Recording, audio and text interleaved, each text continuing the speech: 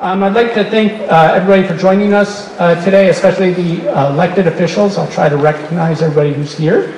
So we have General Treasurer Magaziner, the Secretary of State's on her way, as I understand it, Senator Dawn Euer, Representative Jason Knight, Senator Bridget Belverne, Representative Deborah Ruggiero, Representative Williams, Representative Kislak. Anybody else I'm missing? Speakman was.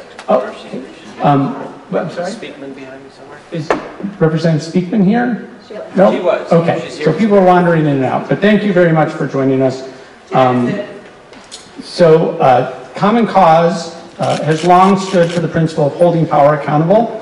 In Rhode Island, we've led historic efforts on topics ranging from how judges are picked to separation of powers to the restoring the full jurisdiction of the State Ethics Commission. Today, we want to announce our latest effort to create an independent redistricting commission for the state of Rhode Island. For a half a century, redistricting has been one of those things where those with the most at stake in the process, politicians, pick their voters instead of voters picking their politicians. That's a fundamental conflict of interest in a democracy. The result has been decades of gerrymandering in our state. Decade after decade, we've seen districts drawn to advantage one party over another, or drawn to maintain the control of leadership within their party.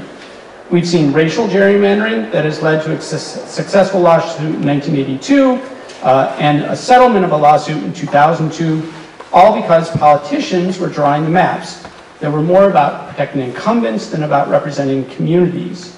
What we're going to propose today is a constitutional amendment.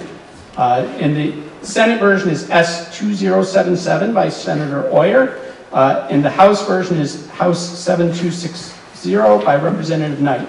And this constitutional amendment would create an independent redistricting commission modeled after a successful effort in California. As you can see, we built a website to explain the story of how gerrymandering affects the state of Rhode Island. It explains that using several different ways. One way it does is it explains how gerrymandering is measured. We're using to tell the story of gerrymandering. First, it talks a little bit about how gerrymandering affects Rhode Island. Talks about some of the famous gerrymanders in Rhode Island history. Gives some examples, and some of the senators and reps here might recognize some of these districts. These are contemporary districts that have been gerrymandered for a variety of reasons. Tell the story of some of the infamous gerrymanders in Rhode Island history. I won't play the video, but you can go on this website, which is at redrawri.org, and play a 2-minute video about the famous Rocco's Robots redistricting in 1982. In 1982, then Senate Majority Leader Rocco Quattrocchi gerrymandered 2 districts on the east side of Providence. The resulting federal and state lawsuits cost the state over $1 million to defend at a time when the Attorney General's budget was $3.4 million. You can learn about the Burrillville gerrymander that is in place today.